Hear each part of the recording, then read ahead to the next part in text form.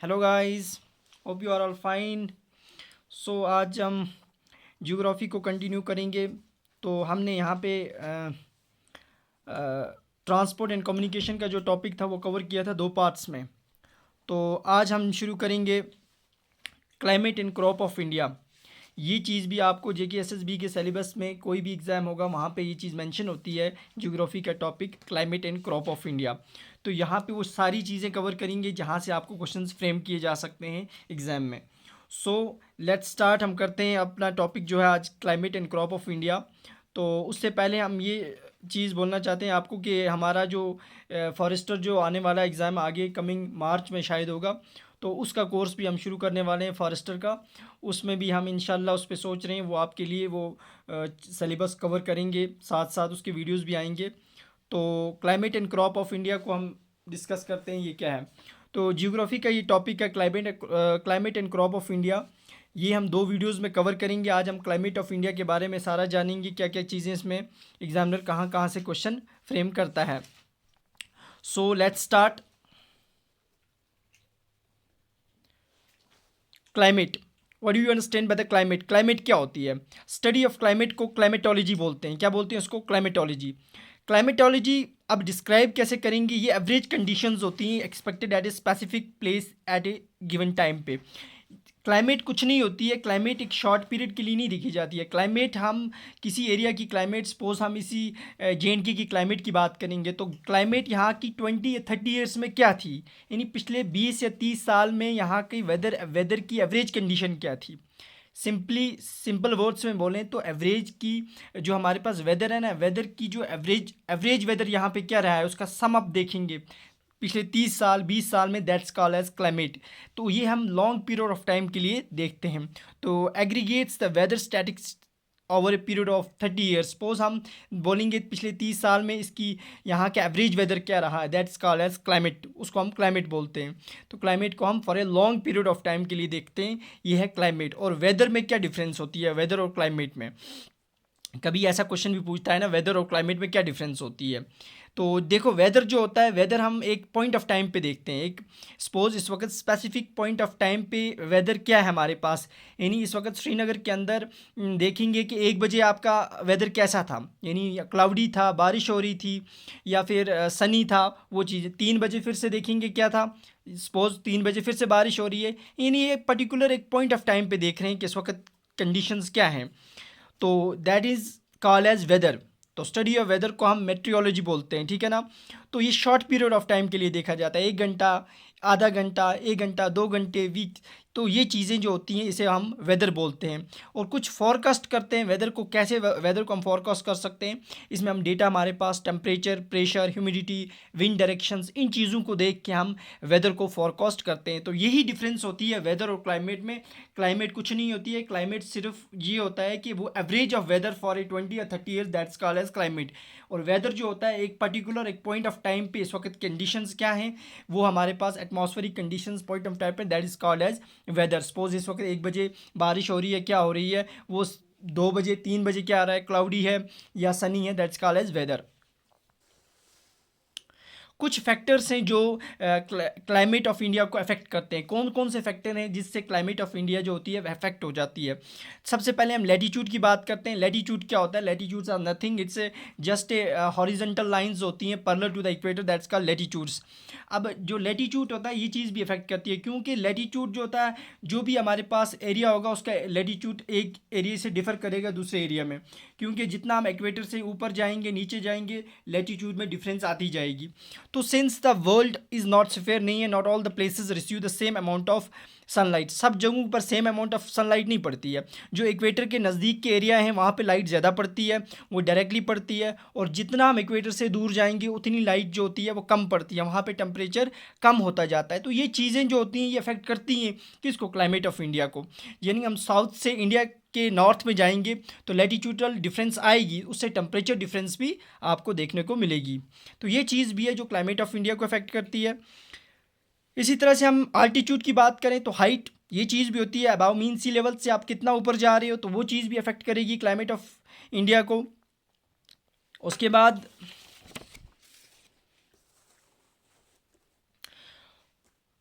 Proximity to the सी, यानी समुंदर से कितने दूर है एरियाज, ये चीज़ भी वहाँ पे इंडिया की क्लाइमेट को अफेक्ट कर रही है। कैसे? Due to distance from the sea, coastal areas are cooler than the inland areas. समुंदर के नज़दीक के एरियाज ज़्यादा ठंडे होंगे एज़ कम्पेयर टू इनलैंड, क्योंकि वहाँ पे ठंडी हवा जो होती है वो समुद्र से उस एरिया में जाती है तो ठंडे होते हैं। Extreme weather conditions are more prevalent and their effect diminish as the distance from the sea increase. जितना जितना हम समुंदर से दूर जाएंगे उतनी ज़्यादा गर्मी आपको महसूस होगी। तो ये चीज़ें भी होंगी, ये चीज़ें अफेक्ट करती हैं प्रॉक्सिमिटी, कि कितने एरिया समुंदर के नज़दीक हैं तो कितने उससे कौन सा एरिया दूर है, ये चीज़ अफेक्ट करती है, जिससे हमें जो क्लाइमेट होती है वो डिफ़र करती है। इसी तरह से ओशनिक करंट्स की बात करें, ओशनिक करंट जो होते हैं ये क्या होते हैं? ये करंट्स होते हैं ओशन के अंदर जो कोस्टल एरियाज़ होते हैं वहाँ पे, तो उसकी वजह से वहाँ कोस्टल एरिया का जो टेम्परेचर होता है वो कम हो जाता है, क्योंकि ये जो करंट होते हैं इसमें जो हमारे पास विंड्स होती हैं उसमें ह्यूमिडिटी होती है, उनमें ठंडी वो जो ठंडी हवाएं चलती हैं, तो उसकी वजह से वहाँ पे भी टेम्परेचर में काफ़ी ज़्यादा कमी आती है। तो ये चीज़ें भी अफेक्ट करती हैं वहाँ पे। इसी तरह रिलीफ फीचर्स, अब रिलीफ फीचर्स क्या होते हैं? जैसे किसी जगह पे बड़े से माउंटेन्स हैं, हिमालयाज़ हैं जहाँ पे इंडिया में, तो जो विंड्स आती हैं कोल्ड वार्म विंड्स, तो वो उसके साथ टकराती हैं और बारिशें वहाँ पे हो जाती हैं उसी जगह पे। तो ये चीज़ें भी अफेक्ट करती हैं क्लाइमेट ऑफ इंडिया को। ये कुछ फैक्टर्स थे, याद रखना इन फैक्टर्स को। कभी एग्जामिनर पूछ सकता है कि which of the following factor influence the climate of India. नीचे ऑप्शन दिए होंगे, कौन सा फैक्टर नहीं इन्फ्लुएंस करता है, वहाँ पर वो चीज़ दी होगी, आपको मार्क करना है कौन सा ठीक है कौन सा गलत है। इसी तरह से हम monsoon of India, monsoon in India में देखेंगे। मूनसून के बारे में थोड़ा बहुत जानते हैं, यहाँ से क्वेश्चन फ्रेम हो सकते हैं, बनते हैं यहाँ से क्वेश्चन। वर्ड, सबसे पहले जो वर्ड मूनसून है that's derived from the Arabic word, वो एक अरेबिक वर्ड से निकला है, उसका नाम याद रखना क्या है अरेबिक वर्ड? म्यूसिम, जिस मीन्स सीजन, इसका मतलब होता है सीजन। और इंडिया की जो क्लाइमेट है वो सब tropical monsoon type of climate है। जनरली पूछता है एग्जामिनर कभी कि इंडिया की क्लाइमेट किस कैटेगरी में आती है, वो है सब tropical monsoon type of climate होती है यहाँ की, ये भी याद रखना है। इसी तरह से जो मूनसून्स होती हैं वो सीजनल विंड्स होती हैं। सीजनल विंड्स का मतलब होता है समर्स में भी चलती हैं और विंटर्स में चलती हैं, इनकी डायरेक्शन चेंज होती है from season to season, that's why they are called as seasonal winds. तो इनको सीजनल विंड्स के नाम से भी जाना जाता है। अब देखेंगे हम सीजनल विंड्स इनको क्यों बोलते हैं। देखो जो मूनसून्स होती हैं ना, तो मूनसून्स एक होती हैं साउथ वेस्ट मूनसून्स, ये समर के महीने में चलती हैं। ये इंडिया के जो अरेबियन सी है वहाँ से ये उठती हैं। साउथ वेस्ट मूनसून्स जो होती हैं समर के महीने में, ये सी टू लैंड जाती हैं। क्यों जाती हैं सी टू लैंड? रीज़न है इसका एक। सी टू लैंड इसलिए जाती हैं समर के महीने में, जो टेम्परेचर होता है वहाँ पे, टेम्परेचर जो होता है वो ज़्यादा होता है। कहाँ पे? जो लैंड होती है वहाँ पे टेम्परेचर ज़्यादा होता है, और समुद्र उधर जब जहाँ पे टेम्परेचर ज़्यादा होगा वहाँ पे प्रेशर कम होगा। और इसी तरह से समंदर में वहाँ पे क्या होता है? वहाँ पे टेम्परेचर कम होता है, प्रेशर ज़्यादा होता है, तो winds always flow from higher pressure to lower pressure, तो इसीलिए वो समुंदर से लैंड की तरफ जाती हैं। That's way they are called as south west monsoons, और वो समर के महीने में चलती हैं। ये चीज़ याद रखना, कौन सी साउथ वेस्ट मूनसून जो होती हैं समर के महीने में होती हैं। इसी तरह से विंटर के महीने में नॉर्थ ईस्ट मूनसून, जो इंडिया की नॉर्दर्न स्टेट्स हैं, नॉर्थ ईस्ट स्टेट्स हैं, वहाँ से मूनसून्स का अराइज होता है। ये जाती हैं हमेशा लैंड टू सी, यानी वहाँ लैंड से इंडिया की साउदर्न स्टेट्स जो होंगी तमिलनाडु वगैरह वहाँ की तरफ जाएंगी। क्यों जाती हैं वहाँ की तरफ?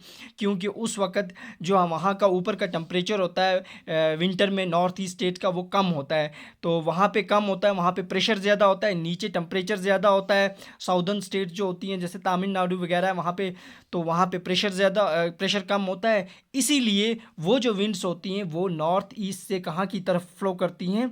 वो फ्लो करती हैं साउदर्न इंडिया की जो तमिलनाडु स्टेट्स वगैरह हैं वहाँ से जो समुंदर की तरफ जाती हैं उनको बोलते हैं नॉर्थ ईस्ट मूनसून। यहाँ से क्वेश्चन फ्रेम होता है, विंटर में कौन सी मूनसून्स होती हैं? North east. समर में साउथ वेस्ट। क्यों होती हैं? सी टू लैंड क्यों जाती हैं? रीज़न बताया आपको क्या होता है। लैंड टू सी क्यों जाती हैं? ये भी एक रीज़न है। प्रेशर और टेम्परेचर, ये दो चीज़ें याद रखना है। इसी वजह से ये इसकी मूवमेंट वहाँ से लैंड से सी से लैंड होती है। यही टेम्परेचर प्रेशर का इन्वर्स रिलेशनशिप होता है यहाँ पे। कुछ फैक्टर्स हैं जहाँ से इंडियन मूनसून का अराइज होता है। वो क्यों इंडियन मूनसून फॉर्मेशन जो होती है उसके लिए कुछ फैक्टर्स हैं। देखो, एक फैक्टर होता है differential heating and the cooling of land and water. उसका मतलब है लैंड और वाटर में जो हीटिंग अप होती है उसमें डिफरेंस होती है। एक पहले ज़्यादा गर्म हो जाता है, दूसरा आहिस्ता आहिस्ता, तो ये डिफरेंस जो आती है इस वजह से मानसून बनती है। कैसे? Because of the heat land gets heat up much faster. जब हीट की वजह से लैंड ज़्यादा जल्दी गर्म होगी as compare to surface of the sea, समुंदर से। The temperature difference result in an intense low pressure at a continental area.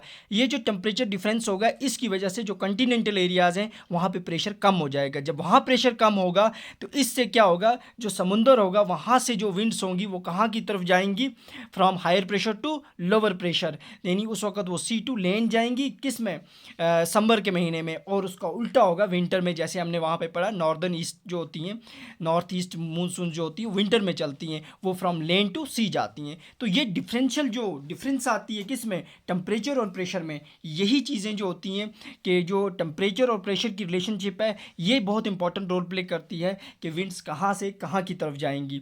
तो ये एक रीज़न होता है जिस वजह से जो मूवमेंट होती है किसकी, जो हमारे पास मानसून्स होती हैं वो कहाँ से कहाँ जाएंगी, ये चीज़ याद रखना। उसके बाद हम पढ़ेंगे एक और रीज़न है ITCZ, फुल फॉर्म याद रखना। पहले इसको जानते हैं कि ITCZ होता क्या है, ये तो पता होना चाहिए आपको। देखो ITCZ का मतलब होता है, फुल फॉर्म याद रखना, इंटर ट्रॉपिकल कन्वर्जेंस जोन। ये वो जोन होता है जहाँ पे प्रेशर बहुत कम होता है। ये इक्वेटर के नज़दीक का एरिया होता है जहाँ पे प्रेशर बिल्कुल कम होता है। जब प्रेशर कम होगा तो दैट मीन्स वहाँ पे आपकी वार्म विंड्स होंगी, कोल्ड विंड्स होंगी, ट्रेड विंड्स हैं जो नॉर्दर्न साउदर्न हेमिस्फीयर से आती हैं वो वहाँ पे आके कन्वर्ज हो जाएंगी, वहाँ पे आके जमा हो जाएंगी। तो ये लो प्रेशर बेल्ट जोन होता है, इस वजह से भी मानसून का जन्म होता है। Indian monsoon is highly influenced by the visible movement of ITCZ से भी काफ़ी ज़्यादा असर पड़ता है। During the summer seasons the monsoon get shifted to north of the Ganga plains. Summer के महीने में मानसून गंगा प्लेन्स की तरफ जाती हैं। The shift creates a monsoon trough. Monsoon trough का मतलब होगा intense low pressure belt create होता है जिससे काफ़ी ज़्यादा बारिशें वहाँ होती हैं जहाँ पे प्रेशर कम होता है। तो इंटर ट्रॉपिकल कन्वर्जेंस जोन का भी बहुत ज़्यादा इंपॉर्टेंट रोल प्ले होता है इन दी मानसून फॉर्मेशन में।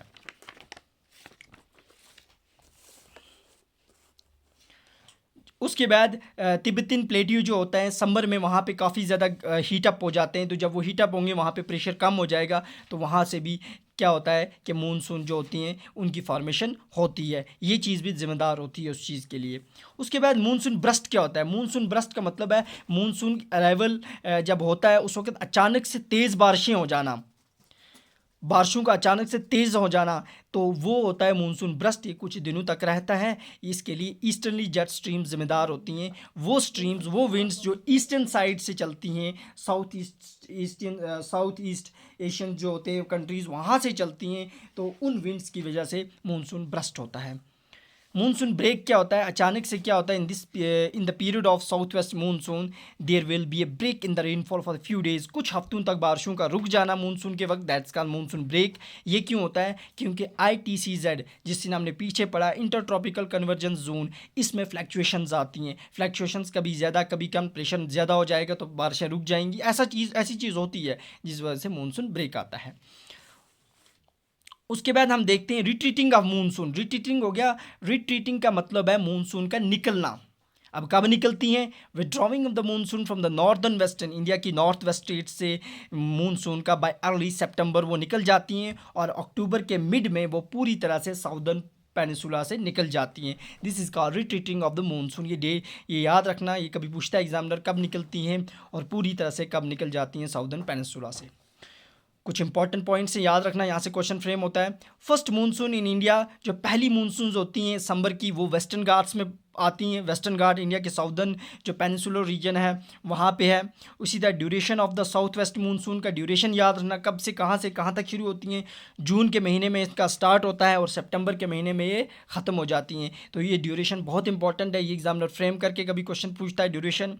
विंटर रेनफॉल्स, तमिलनाडु के अंदर मैंने आपको पहले भी समझाया कि वहाँ पे जो बारिशें होती हैं वो नॉर्थ ईस्ट मानसून की वजह से होती हैं, और वो विंटर के महीने में होती हैं, क्योंकि वहाँ पे टेम्परेचर नीचे साउदर्न इंडिया में ज़्यादा होता है, प्रेशर कम होता है। इसी वजह से नॉर्थ में टेम्परेचर कम होता है, प्रेशर ज़्यादा होता है, वहाँ से मूवमेंट होती है कहाँ की तरफ, साउदर्न की तरफ। तो ये एक रीज़न है, वहाँ पे नॉर्थ ईस्ट मानसून की वजह से बारिशें तमिलनाडु में होती हैं।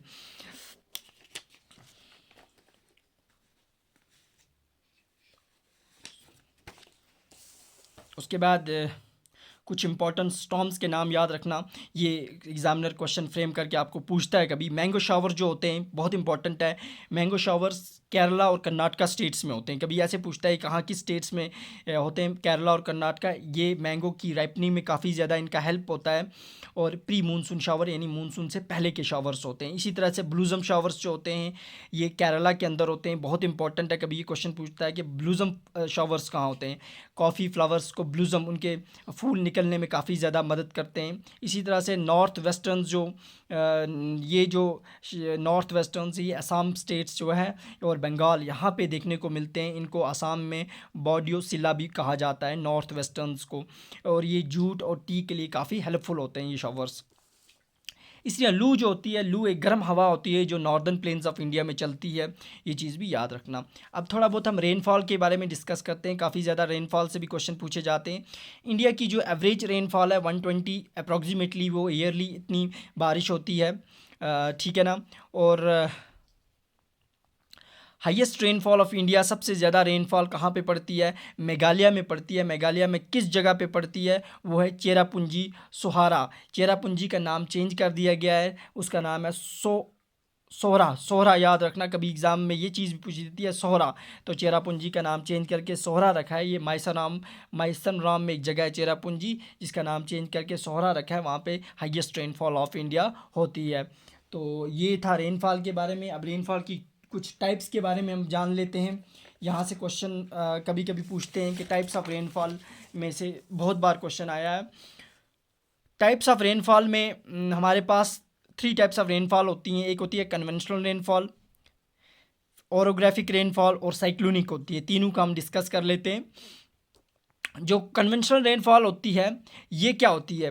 ये रेनफॉल होती है जब हीटेड एयर, जो गर्म हवा होती है फ्रॉम द अर्थ सरफेस, वो ऊपर जाती है और वहाँ जाके वो वाटर वेपर्स के साथ मिलती है। जब वाटर वेपर्स के साथ मिलती है गर्म हवा, तो वहाँ पे वो कंडेंस हो जाती है, ठीक है ना। कंडेंस हो जाती है हायर एल्टीट्यूड पर, फिर वहाँ पे क्लाउड्स बनते हैं और वहाँ से बारिशें होती हैं। वो होती है कन्वेंशनल रेनफॉल। इंडिया में सबसे ज़्यादा जो बारिशें होती हैं वो ड्यू टू कन्वेंशनल रेनफॉल होती हैं। ये क्वेश्चन बहुत इंपॉर्टेंट है। कभी पूछते हैं कि ज़्यादातर इंडिया में जो बारिशें होती हैं वो कौन सी होती हैं? कन्वेंशनल होती हैं, ओरोग्राफिक होती हैं, साइक्लोनिक होती हैं, वो होती हैं कन्वेंशनल। और ये जो होती हैं ये इक्वेटोरियल, जो इक्वेटर के नज़दीक बेल्ट्स होते हैं वहाँ पे जो, क्योंकि इंडिया भी इक्वेटर के नज़दीक पड़ता है, थोड़ा सा नीचे से इक्वेटर गुजर रहा है, तो यानी नज़दीक ही पड़ता है, तो यहाँ पे बारिशें जो होती हैं वो कन्वेंशनल होती हैं।